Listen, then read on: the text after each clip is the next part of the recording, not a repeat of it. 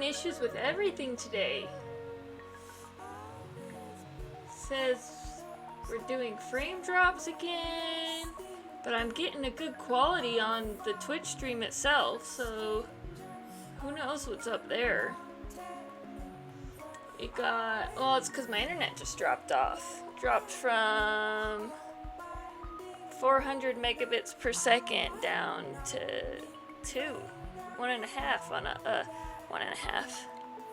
230 on upload, so you know, that's great.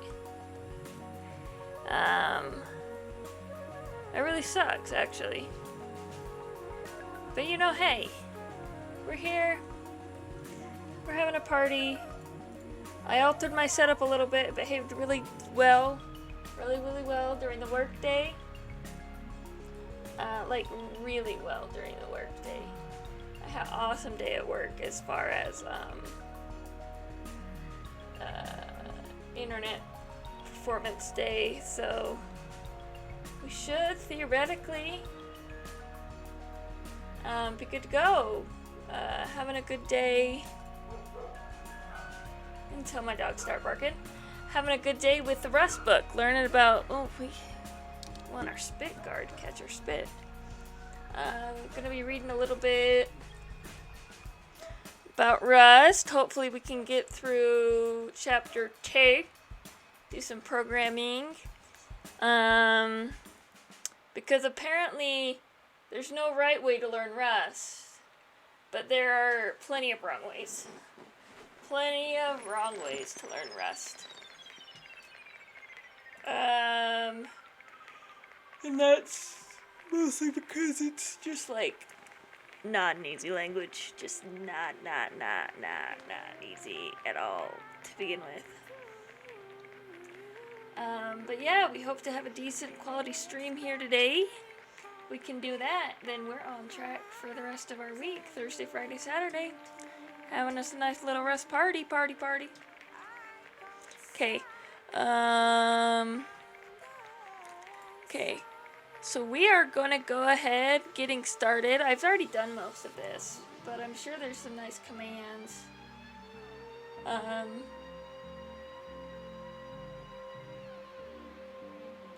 What do you mean chat was cleared by a moderator?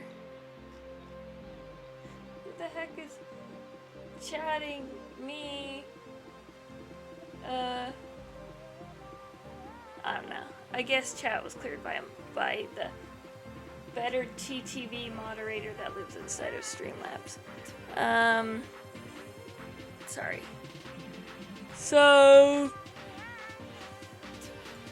getting started. We're gonna install Rust, already done. We're gonna write hello world, which is really easy. You just do cargo in it, and then we use cargo.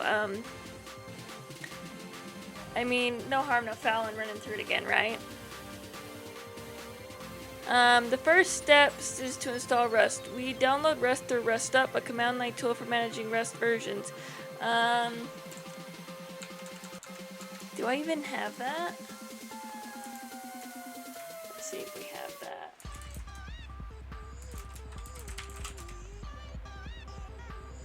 Oh, look, we do have a little bit of a rest up.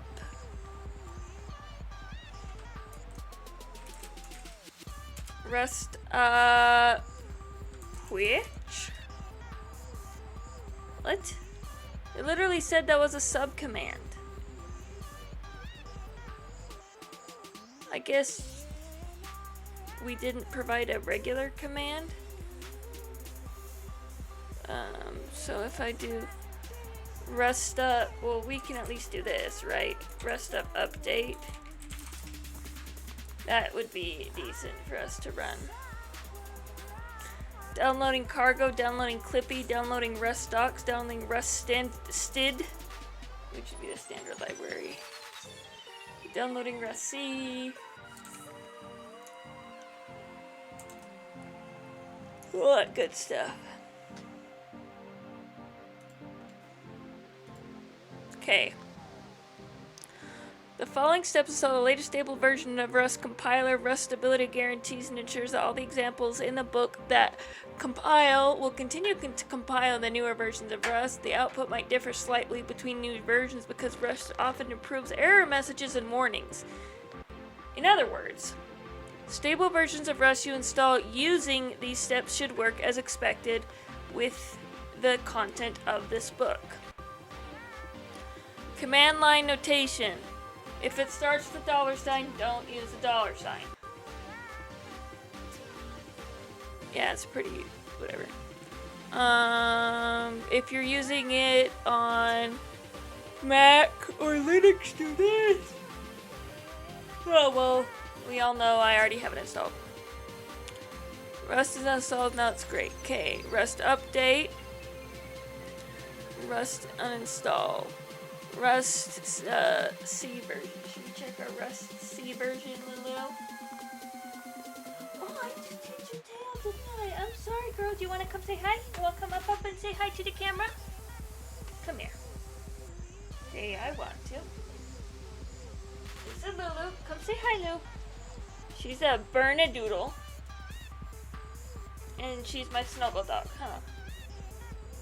You want to learn about Rust today, Lulu?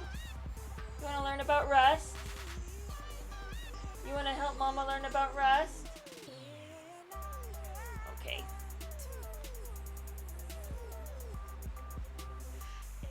Yeah. We're gonna get down? Good. So we're too big to go under the desk like your little brother, who's actually older. Okay. Let's go ahead. I don't need to uninstall Rust up, but let's check out that Rust. Oh, look, it's still downloading. Downloading Rust C, which was the next thing I needed to check anyway, the version of that. So we're good.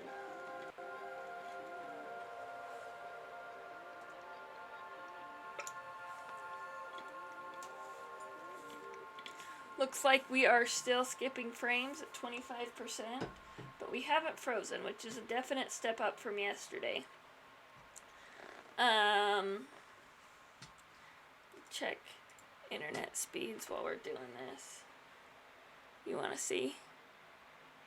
Internet speed check. I know people stream on a whole lot less internet than this. Oh, that upload's gonna kill me every time. If we can't get a stable upload, of course we're going to be dropping frames. Okay, downloading self-updates, checking for self-updates.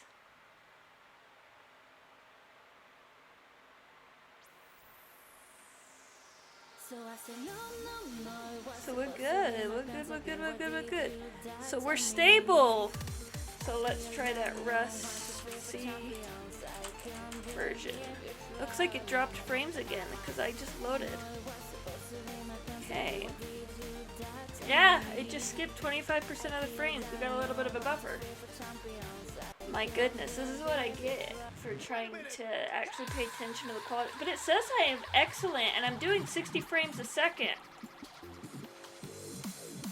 So, we're doing 60 frames per second, but we're dropping 25% of the frames.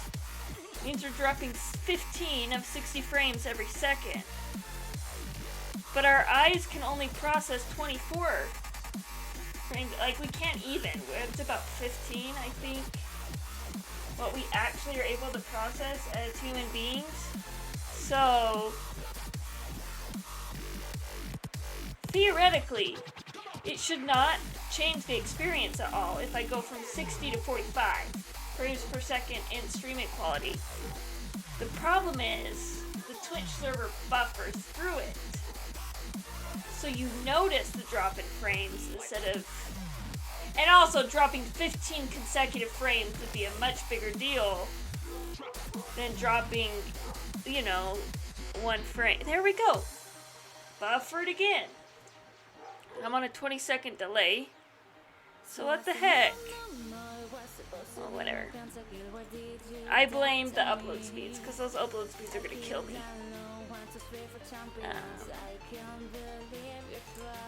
What's the one that lets you change your Chrome window?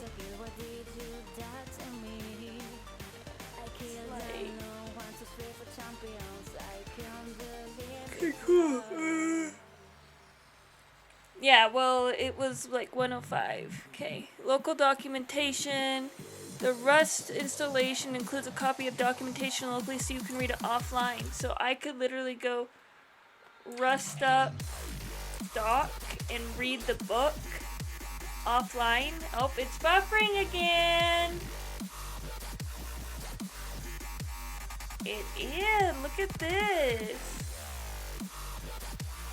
You can't see it. There's a little local cache HTML. I know, Lulu. Oh, we have a Rust by example. There's a Go by example. Seriously, rusted. Oh, but this is like the same thing. Oh, I've had this pulled up before. When I was doing Advent of Code. Yeah, that was real nice. We'll probably dive into this after we get done through the book. Let's go. A Rust by example. But seriously though, how am I supposed to be expected to keep viewership when my internet's behaving like this? Oh, Rust by example is literally the same URL, so it's hosted at the same place. Interesting, interesting, interesting.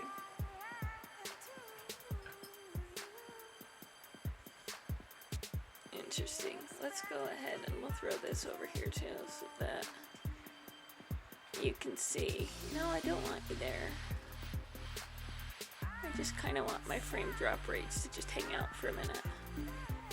Just so that people know. I know it's happening. I'm very aware of the bufferage. And when it buffers like this, there's a multiple reasons why it could be happening. It could be on the Twitch side. It could be on my side. It could be upon upload, or it could be upon your download. So like the buffer is like real. But it looks like in the last 15 minutes Twitch Inspector did throw me at a little blip. And it might be worth changing my stream to hard do with 30 frames per second since I'm not really playing any games. But what if I did play a game? What if I wanted to play a game? What the heck? Okay. Back here. So not Rust by example. Cool. So we'll do a hello world. We've already done this before, but why not? Hello world! Now that you've installed Rust, it's like your first Rust program. I think, pet peeve, I don't think Hello World counts as the first program. I think it is so ubiquitous. I don't even know if that's the right word, but I'm using ubiquitous. That it doesn't count. Like if we typed it, yes. But since it's always generated, doesn't count. No, this book assumes basic familiarity with the command line. Rust should never be that translates to Rust should never be your first language. That's what that translates to. Rust makes no demands about your editing or tooling or where your code lives. So if you prefer to use an integrated development environment or an IDE instead of the command line, feel free to use your favorite IDE, which we never do because IDEs are disgusting. Maybe IDEs now have some degree of Rust support. Check your IDE's documentation, or just don't use an IDE because they're disgusting. Creating a project. CDK, we have done this is okay. How can they expect you to have familiarity with the command line and then they literally tell you the basics of command line?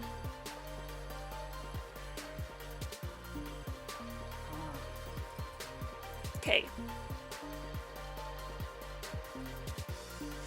Well, I know you can do it in cargo, but let's go ahead. So we do have a Rust week, right? That doesn't have anything in it.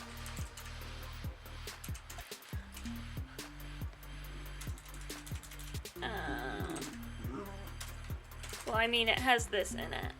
But we can go ahead and remove the cargoes.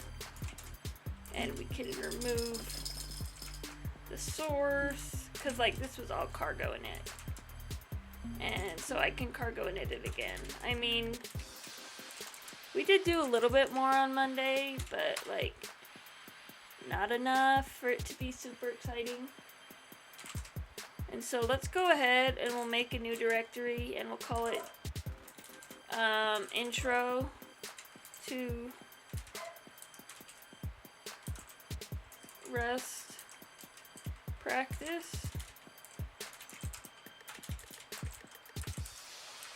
My goodness, this is getting ridiculous. Okay, let's throw in.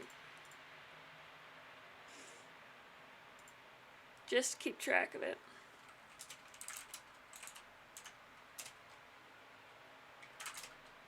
Let's go ahead and we'll just check out, because we do this every once in a while. And this is why we're recording. I'll upload this to YouTube.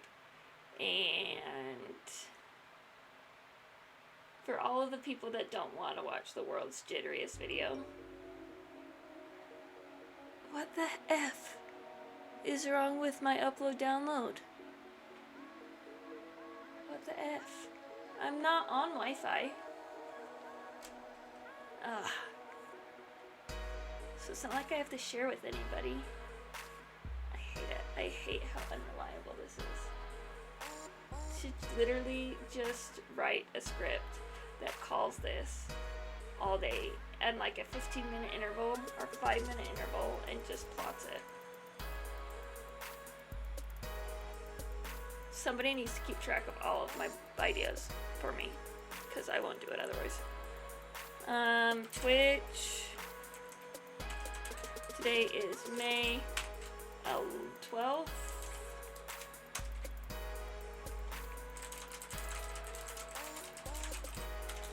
Whatever, it's fine.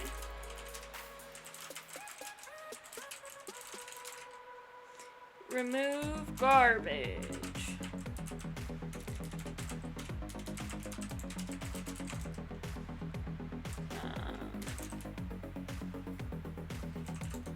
So it said that if I was to do a Vim, we'll just use regular Vim today so we can keep our stupid frame rate crap up.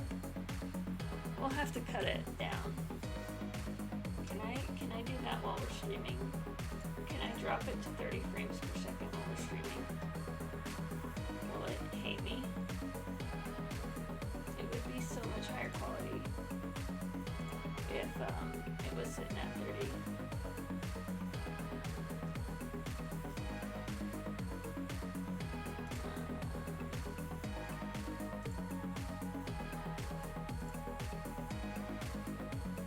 The video's even dropping from 4K to... No.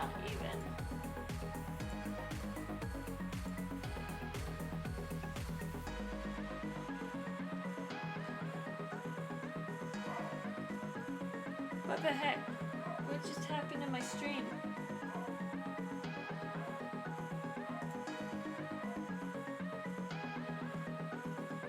Yeah, I can't change my...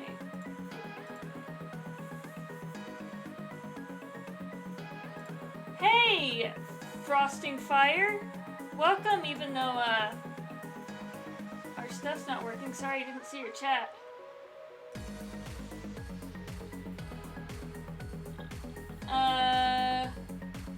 I didn't see, do I generally, so I work, like 9 to 5, and then I'll stream for like an hour or two after that, because I don't get up in the morning, and then, yeah, I'm out of Utah. We work at Weave. Technically, at Weave, we have like flexible time off / unlimited vacation. So I usually take like a week every quarter. That seems to be pretty standard. The only caveat is like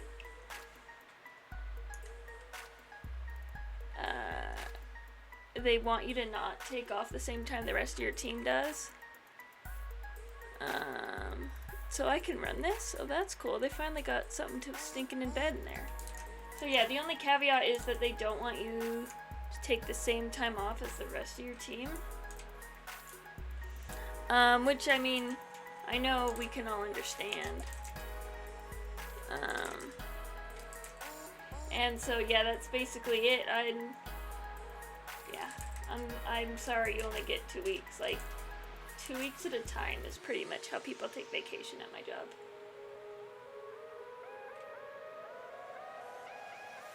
So yeah, welcome. I wonder why chat box isn't working, but at the same time,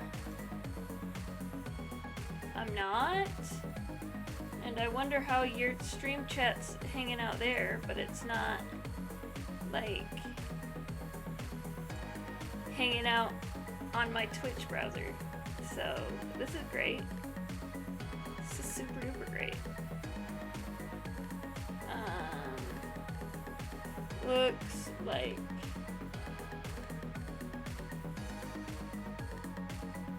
oh, are you watching it on Streamlabs? Because that would explain why you're not showing up on the Twitch chat.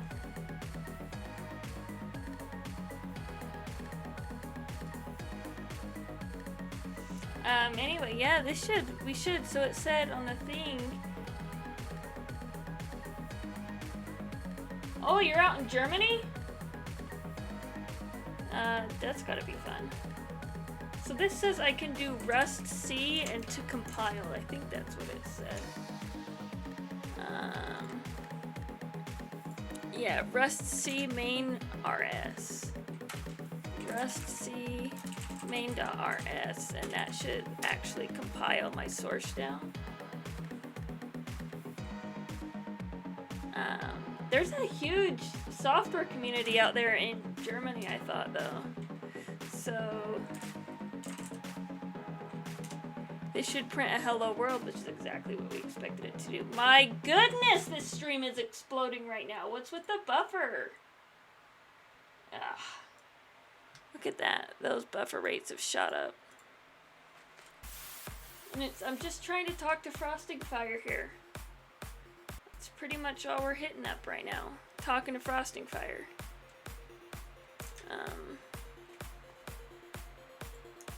Why is my internet so dumb?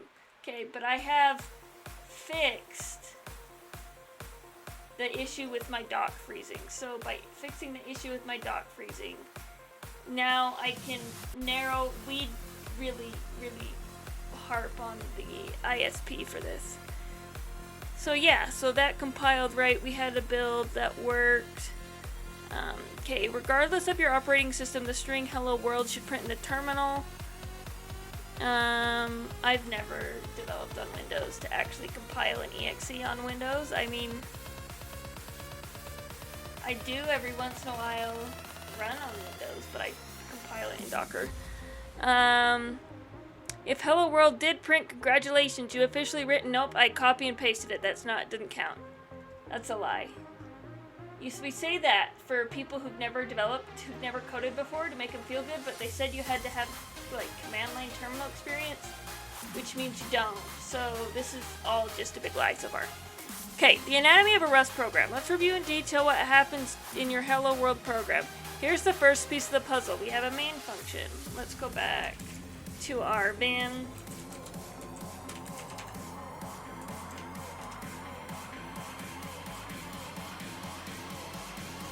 Yeah, look, fn main. We have a main function. It exists.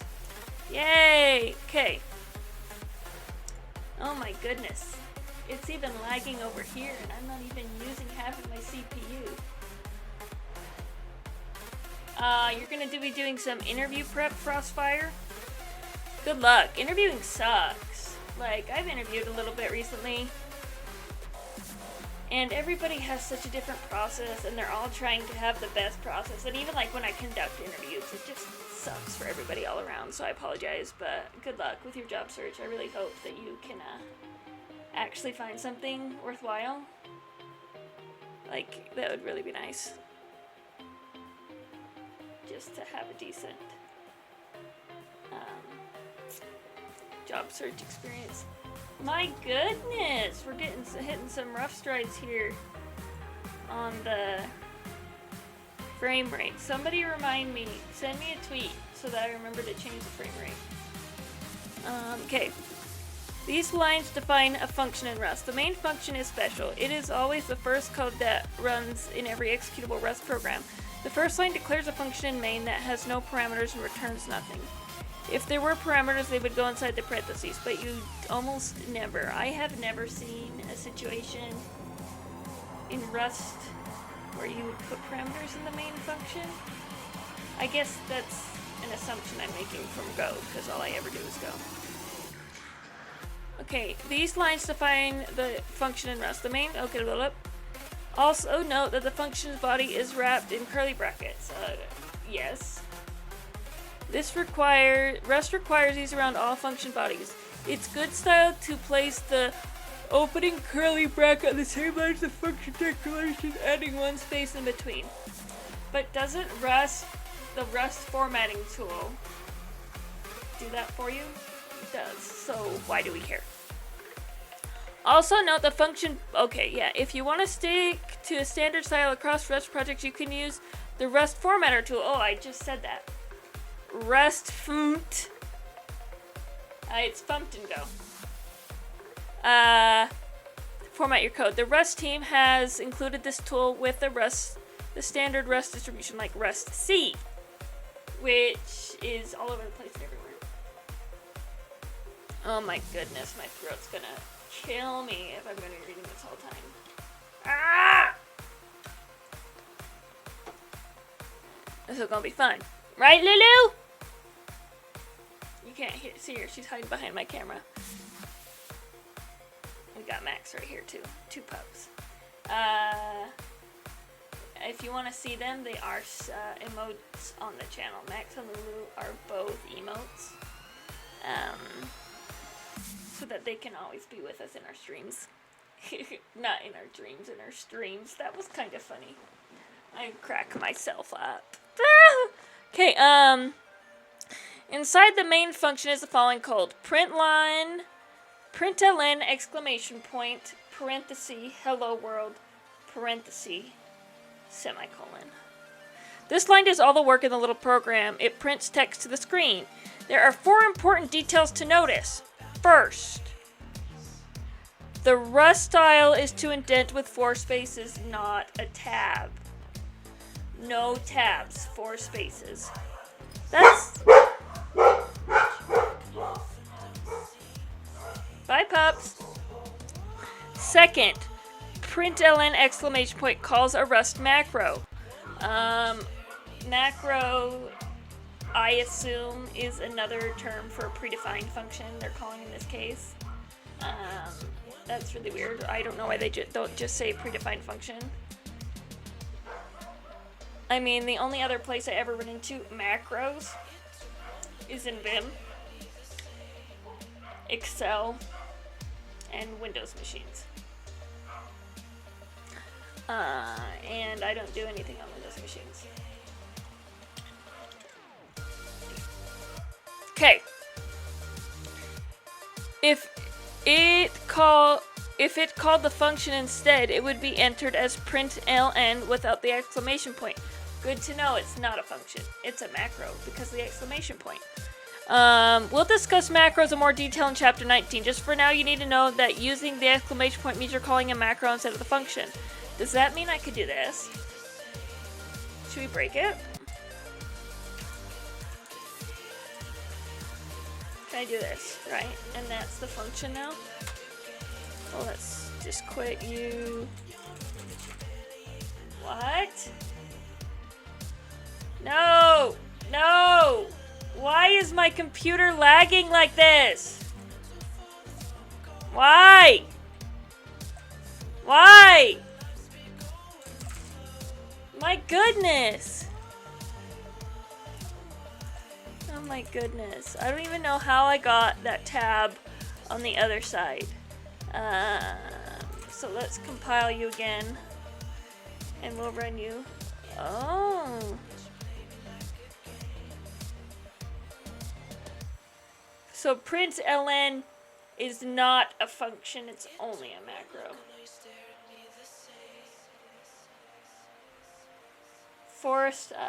Frosting Fire says that you have to not get rejected when you're applying in the first place. Yeah, that's one of my biggest pet peeves. You want to see a cute dog? Maxie, you're right there! Oh look, there's another dog! Okay, yeah, I agree. That's one of my biggest pet peeves with interviewing is resume review, rejecting people on the basis of a resume. I get it that it's totally necessary considering how many resumes that people often get for a job. Posting, like if you have one posting and 600 resumes, you're obviously going to reject people based on a resume. But resumes do not tell you if you know how to do a job. Like, resumes are 100% like the worst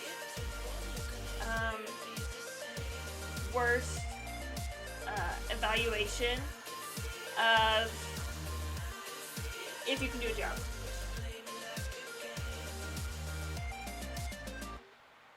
Yeah. And the biggest offense of this is like when you're doing junior developers, like people with less experience. They are the least likely to be called in based on a resume. It means nothing about their talent. It's just always that case, that it's just like literally the worst thing in the world. For like people, junior developers, people with 1 to 2 years experience to even get called back, and it drives me crazy. And people wonder, I get asked all the time, how can we increase our diversity? How can we do this? And I'm like, well, just interview more people. Like, you just have to not reject it based on the interview. And they're like, well, that's dumb. And I'm like, well, get over yourself. Like, I'm sorry.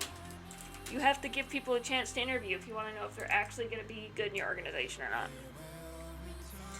And if that means you quit using job boards, you quit using job boards and get over yourself. But I hate job boards anyway, because I think they're toxic and an anti-pattern for life. And I really don't, yeah. It's the worst.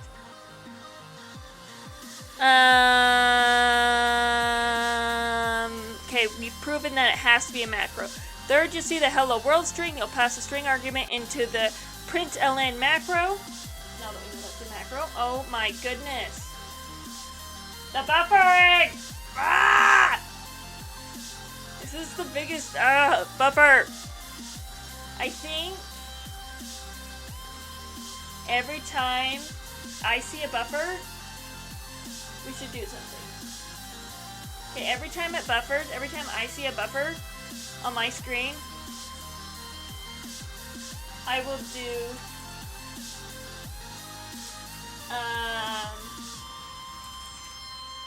an emoji.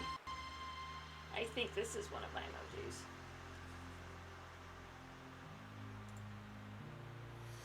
How's that? How's that? Is that fair? Every time I see it buffer on my screen. There we go. We'll do a hug. We'll do an emoji. Let's go. Cat. Okay, I'm ready. I'm ready. Every time I see a buffer, I'm gonna do an emoji. Okay. Cool. Fourth, at the end of the line is indicated with a semicolon, which indicates the expression is over and the next one is ready to begin. Most lines have breast. Oh, buffer! And with a semicolon. I'm giving you hugs so that you feel the love, even though I'm buffered like crazy.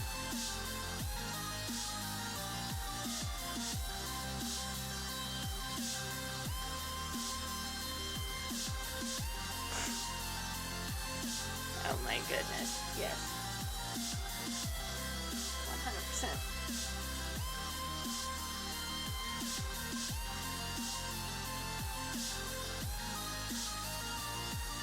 I'm sorry that you're experiencing mosquito problems. Okay, compiling and running. So I guess this semicolon is to assist them with the compiler, as opposed to having to be smart about white space. Like, they just know the end of the line. Cool, whatever. Okay, compiling and running are separate steps. You've just run a newly created program, so let's examine the steps in the process. Before running a Rust program, you must compile it using the Rust compiler by entering rustc command and passing it the name of your source file. That's overgeneralization, because you can't use cargo. Ah! Buffered again.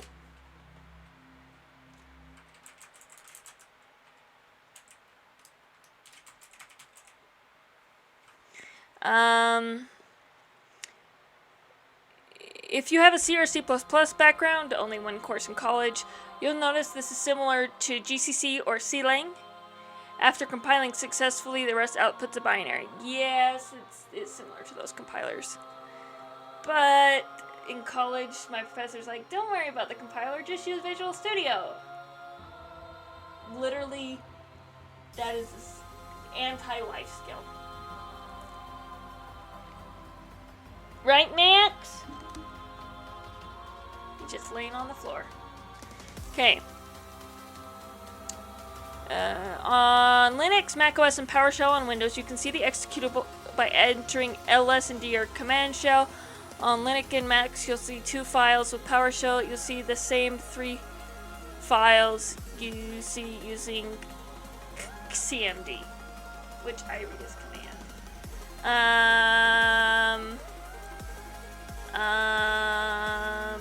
With the cmd on Windows, you'll see the following.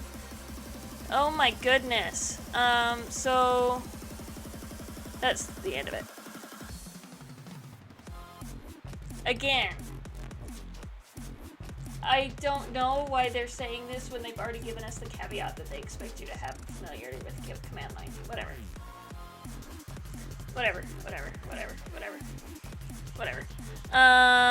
This shows the source code file with a .rs extension and the executable file main.exe on Windows, but main on all other platforms. And when using Windows, the file containing debugging information. Oh, we're buffering. I hope this is Lulu. Buffer!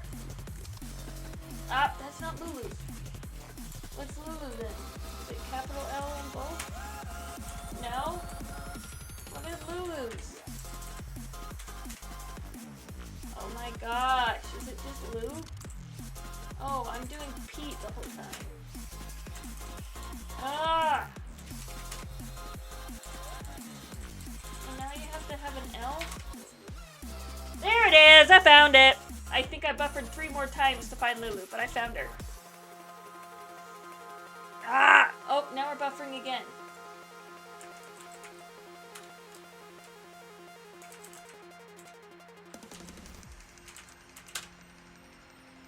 Oh my gosh. See? There we go. Bye, Maxie. Have fun barking out the window. You gonna go bark out the window, buddy? He's looking at me every time Max looks at if I'm talking to him. So, look at those. Anyway,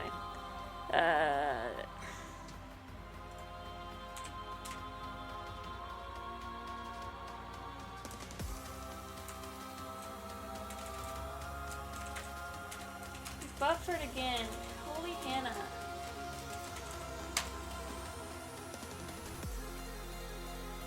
Holy Hannah. We're just having a buffer party. This shows the source code of the file in RS extension, executable file, blah blah blah. To run your main, you do a / or not, depending on what you are. If main.rs is your hello world program, this line will print in your terminal. If you're more familiar with dynamic languages such as Ruby, Python, and JavaScript, that's what I said. I said JavaScript. You might not be used to compiling and running program in separate steps. Rust is ahead of time. Oh, look, there we go again. Rust is an ahead of time compiled language, meaning that you can compile a program, give it an executable to someone else. They can run it even without having Rust installed, as long as they have the executable.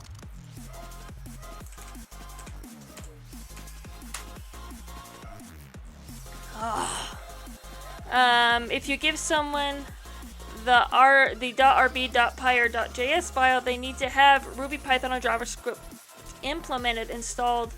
implementation installed respectively, but in those languages you need one command to compile and run your program. Everything has trade-offs in design. Yes. Just compiling to Rust C is fine for simple programs, but your project grows. You'll want to manage all options and make it easy to share your code. Next, we'll introduce you to the Cargo tool, which will help you write real world ones. We're doing it now. We're hitting the true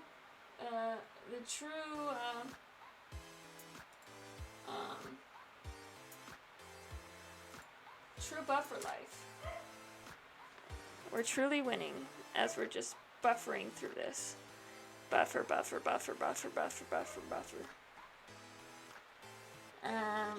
Yeah. Fun time with a buffer.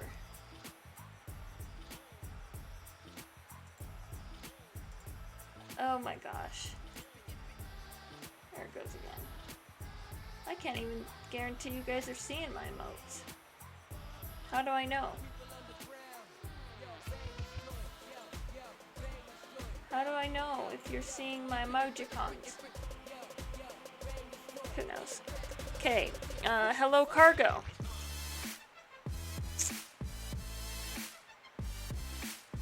Because they're not showing up in my chat, that's for sure. They're only showing up on the Streamlabs. And the Streamlabs is apparently a lie.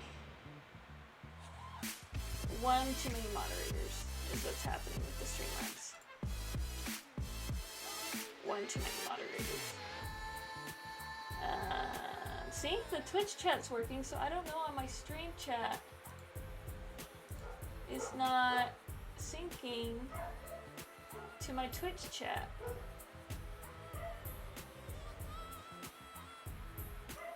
Who knows? Who knows what's going on? I don't know. I don't know why my stream chat, but my goodness. We are having a buffer storm over here.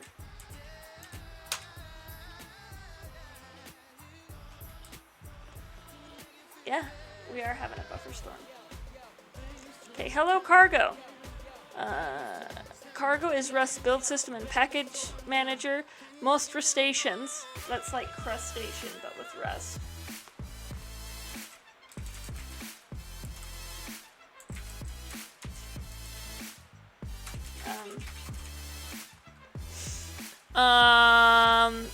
Use this tool to manage their Rust projects because Cargo handles a lot. Oh my god!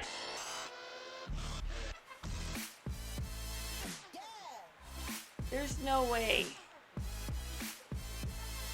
that it just has got to be Twitch. The Twitch is just buffering my stream because the download's not hitting it on the head. It's gotta be Twitch. There's no way. There's no way it's me.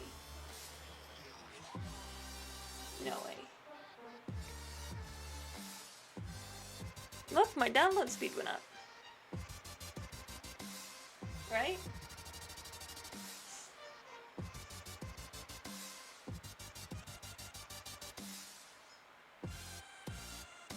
Okay. See, it said my download was 202, my upload was 99.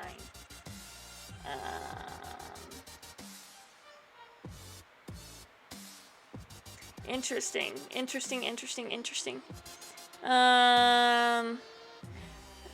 Rustation uses this tool to manage their Rust projects because Cargo handles a lot of the tasks for you, such as building your code, downloading libraries your code depends on. Yes, it does manage dependencies. I knew that. We talked about this on the stream on Monday.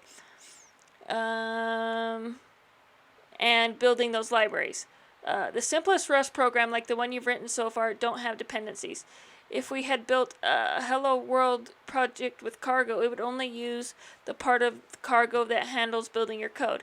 As you write more complex Rust programs, your dependencies, and if you start using Cargo, adding dependencies, oh, you'll add dependencies, and it'll be, oh my goodness! It's buffering.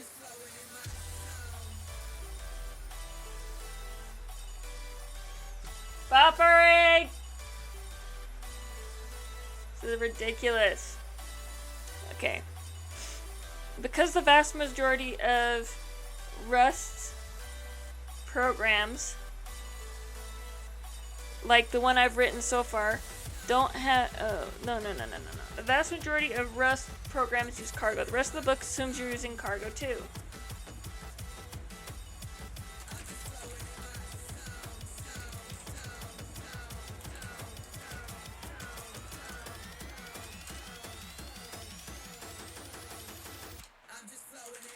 Okay.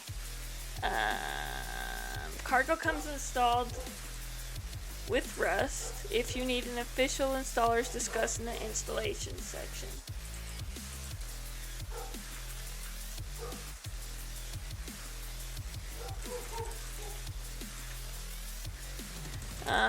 Cargo dash. If you've installed Rust from other means, check Cargo version, whether Cargo is installed by entering the following in your terminal.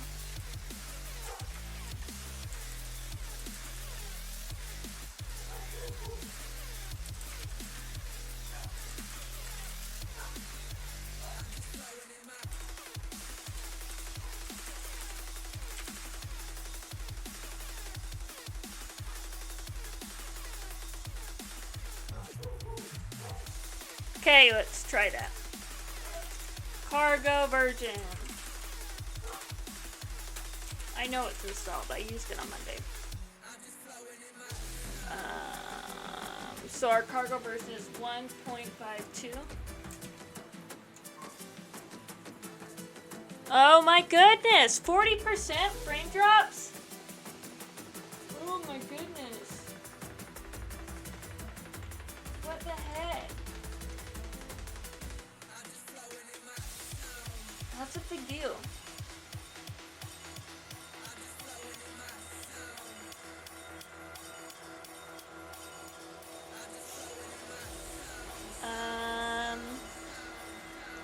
The thing is, it says change stuff in settings. Well, the settings in OBS Lab doesn't do anything unless I stop my stream.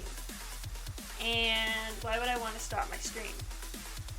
You know what I'm saying? Like,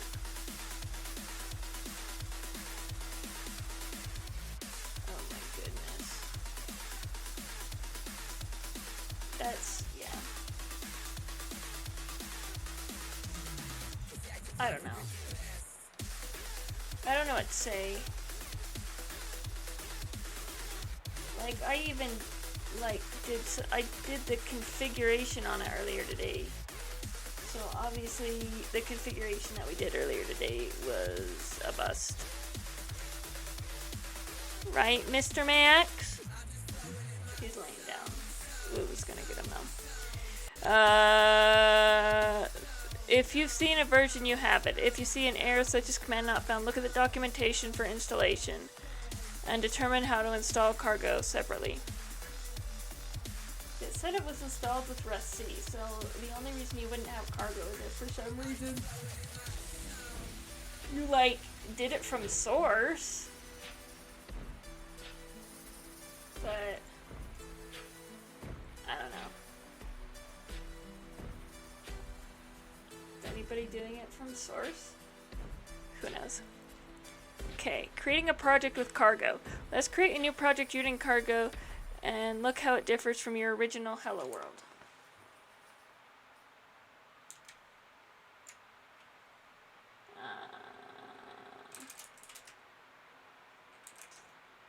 Make their intro to cargo.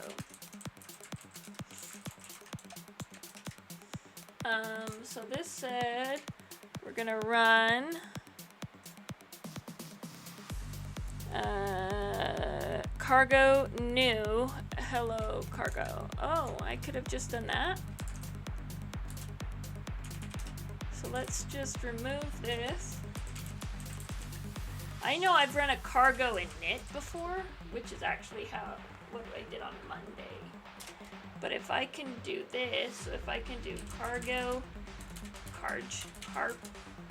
new intro to cargo.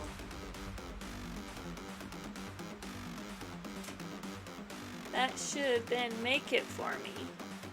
And I can just cd intro to cargo itself. And it does have the toml. And they use the toml to manage their dependencies. And I can do them inside the source, and that should be my main. Which is exactly, it should look pretty much identical.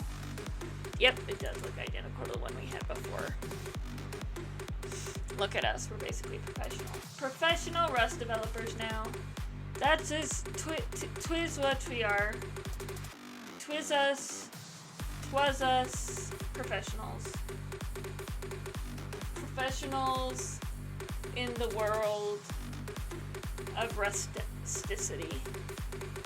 Rustosity? Rusticity? Okay.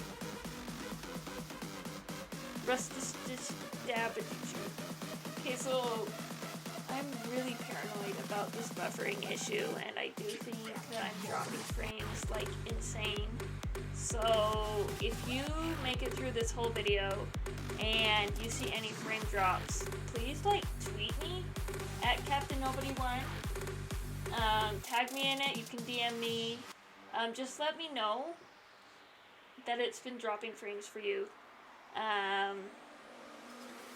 Because like I am very particular about the quality of content I produce. And I don't want these to be subpar. I know the hard part is it's like I have to test it while I'm streaming. I don't hit the bandwidth not streaming because I don't just game. So yeah, just let me know. Cool. The first command creates a directory called hello cargo. I called mine intro to cargo. We've named our project hello cargo, and cargo creates its files in a directory with the same name. Go into hello cargo directory, which is what they did with the CD, and list the files, which is ls. Which we already did. You'll see that cargo has generated 2 files in one directory for us, a toml file, the source directory, and a main.rs. Bye, Max! It has also initialized a new Git repository along with a git ignore file. Git files won't be generated if you run cargo new within an existing Git repo, which I did have. It was an existing Git repo. The good thing about that is, though, the good thing about it generating the Git file is that not only does it add the compiled binary, which you don't necessarily need to commit almost ever. It adds the dependency packages. So the entire folder for the dependency package comes in there, which I'm sure we'll run into later. But that did happen on the Monday, that one time I was doing it. My goodness, I feel like you're picking up my dogs much better than you're picking up my sound. But whatever. Open the cargo.toml file in the text editor of your choice. We don't care what text editor you use. We're just going to tell you. Oh, look, there it is. We're just going to tell you how to run everything in the command line. So we have a name, we have a version, we have an author, which is I, we have an edition. That must have been like the year that Rust went version 1 or something. And we don't have any dependencies yet, which is definitely expected. I just wanted to close that application. This file is in the TOML, Tom's Obvious Minimal Language format. I didn't know that's what TOML stood for until just now. We all learn things. Which is Cargo's configuration format. The first line package is a section heading that indicates the following statements are configuring a package. Yeah, that's pretty common to TOMLs. Interesting. I wonder. So that makes me question, does that mean that every program itself, from the home directory down, is a package? Does that mean that every subdirectory will have its own TOML and they'll be treated like their own packages? Or does that, like, is it exportable? Like, I guess I want to see how that plays out long term. With packaging. My goodness, I'm getting hungry. We might just get through Hello Cargo today, because my hunger might build up. You know, by the end of the week, if I have a real running Rust program, I'll be happy. I now feel prepared to go to the Rust versus Go panel and at least say that I have really written a Rust program.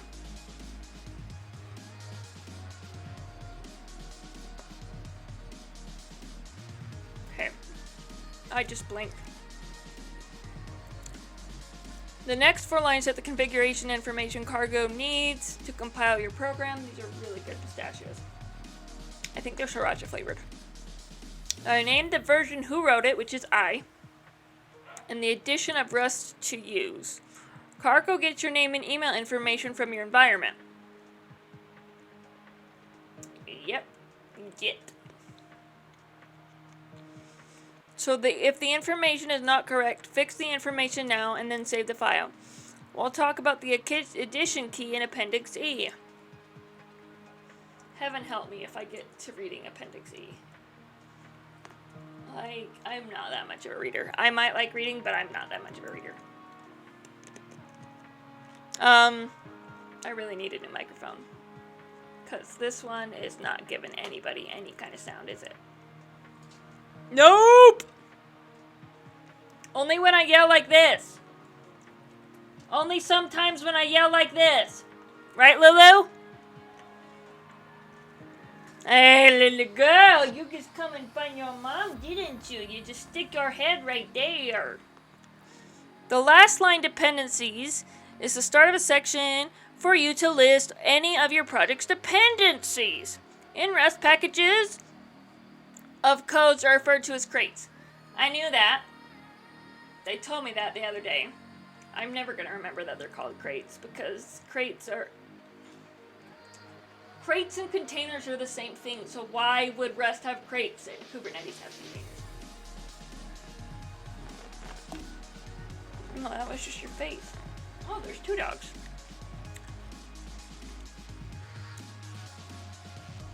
Crates. Crates.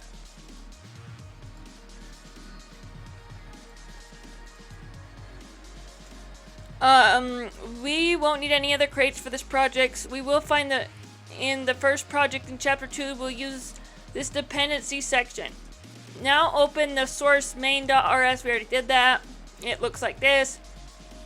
Cargo generated the Hello World program for you. Oh my gosh. I need a new mic so bad.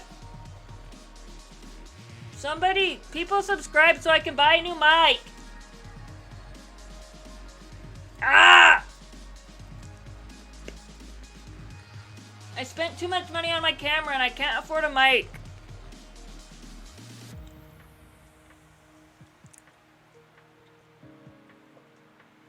Okay. Hi, Max.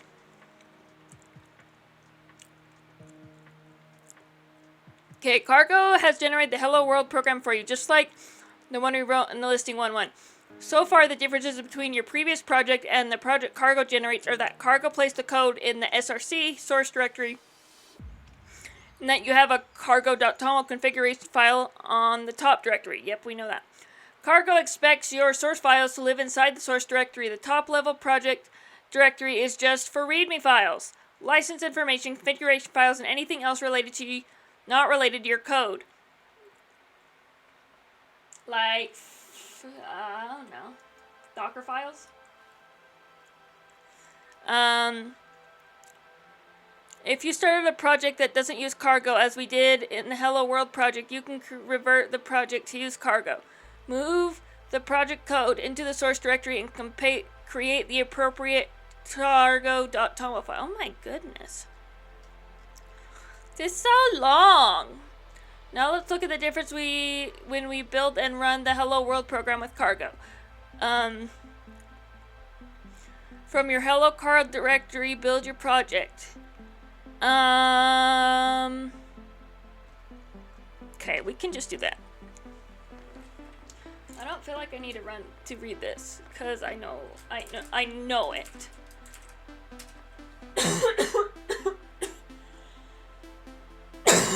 I already know this much. So we do cargo, build. I don't know why my mic struggles to pick me up in Streamlabs. Maybe this is a Streamlabs setting I can figure out. But it doesn't like when I do meetings for work. I use the same mic. Why is it taking so long for Cargo to build the Hello World? Because my computer's lagging, because my CPU readouts are messing up. Oh my gosh, I bet my CPU is affecting it. I wonder if it... Okay, who votes that my CPU is actually the problem? If you vote CPU is actually the problem, please raise your hand. So now, I should be able to do this. Source, not cargo. Oh my goodness, look at that lag. Oh yeah, I forgot. Cargo puts it in target. And target is actually, yeah.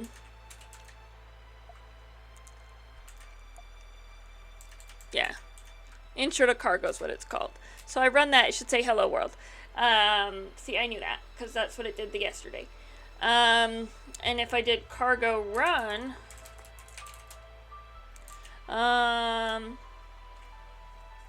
intro to Cargo, not intro to Hello World.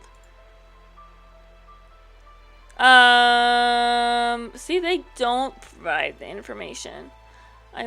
So I should be able to just do that fine, assuming that there's only one main. Right? Cargo run should run the main that's found inside the source. And it provides it compiles and does it. And then they said you can do cargo check. Which just does the building.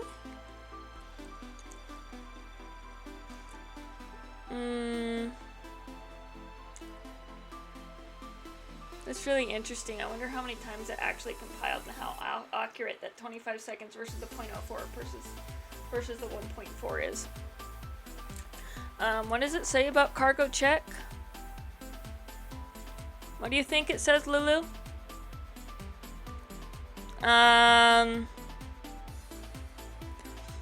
Cargo also provides a command called cargo check. This command quickly checks your code to make sure it compiles but doesn't produce an executable. Oh, that's nice. If you just can check that it compiles, you can just do check. That's nice. Why would you not want an executable? Just to see if it builds. Like, it's just a sanity check. Especially if you're doing cargo run like me, or if you're in development. Like, if you're developing it, and it's not a finished project, you really don't need an executable. There's a recap, building for release. When your final project is ready for release, you can use cargo build -- release to compile it with optimizations. This code will create an executable in target/release instead of target/debug. Now that makes sense. The optimizations make your code run faster. Because debug probably not only has standard out and error code, and other things. Yeah, I mean, right? Right? Am I alone on this? Hello? It does make sense, correct? And this is why there are two different profiles. One for development when we want to rebuild quickly and often, the other for building the final program you want to give a user that won't be rebuilt repeatedly and that runs as fast as possible. If you're benchmarking your code's running time, be sure to run cargo build release and benchmark the executable in target release. Good to know. Git clone project some URL. Cargo as convention. With simple projects, cargo does not provide a lot of value over using Rust-C, but it will prove its worth as your programs become more intricate. With complex projects composed of multiple crates, it's much easier to let cargo coordinate the build. Yeah, definitely. Definitely. Even though a Hello Cargo project is simple, how now uses much of the real tooling you'll use in the rest of your Rust career. Oh gosh, I just got a little bit of chills thinking about, like, actually doing this for work. I don't know if I could. I don't know if I emotionally... at this point where I am now, I don't think I could do Rust for work. Maybe at some point in the future I could do Rust for work, but, like, right now, definitely not. Definitely not.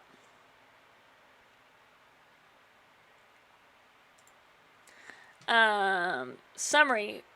You're already off a good start with your Rust journey. Now you've learned install stable version of Rust up, update to newer version of Rust, open locally, install documentation, write and run Hello World, and create and run a new project. This is a great time to build a more substantial program to get used in reading and writing Rust. So in Chapter 2, oh my goodness, my throat.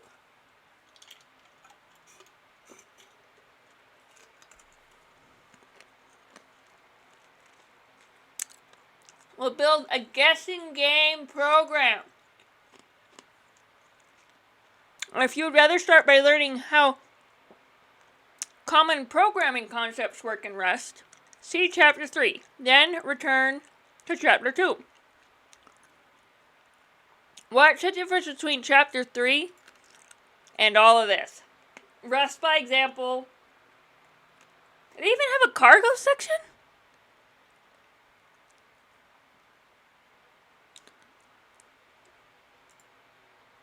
That's not cargo, that's attributes. I know that the go by example, I literally use all the time. All of the times I am doing go by example. It's like my favorite place to copy and paste from, and I write go every day. Wait. There's a cargo book. There's a book for Rust and there's a book for cargo. And this is literally in Kit Boga's stream. If anybody watches Kit Boga, this is in his stream. Oh my goodness. Do you see how ridiculous this is? No wonder Rust is the hardest language in the world after C. There's too many documentations. Way too many documentations. Ah. Okay. What do you say, Lulu? Oh. Are you still here, Lulu? You right there? You want to come say hi? You want to come say hi again? You want to come up? Up? Should we call it a day, Lulu? Should we start with our Rust chapter 2? Mañanita? Should we do it mañanita, Lulu? ¿Qué piensas? Mañanita? She says, Mom, you only talk like that when you talk to a baby's niece. No, it's my baby, Lulu's baby cousin, huh? Should we do some more Rust tomorrow? Okay. Guys, literally, thank you so much for putting up with this today and all of my rants and everything. I'm so excited about Rust Week. This is all in preparation for the Go Lab, Rust Lab combined Go versus Rust panel that I'm on next week. So Rust Week may end up being 2 weeks because of all the problems we've had with the stream. But thank you so much for it all. Even though the stream has been a nightmare. I'm gonna sign off. We'll say goodbye. We'll raid my best friend, the only person I ever raid, Ivor Scott, because, like I said, he's a newbie like me, and us newbies gotta stick together. And we'll see you guys. I don't have permissions to perform that action? What? My moderator? I've been hacked. That's exactly what happened. That is why we need to just shut down Streamlabs. Okay. See you guys.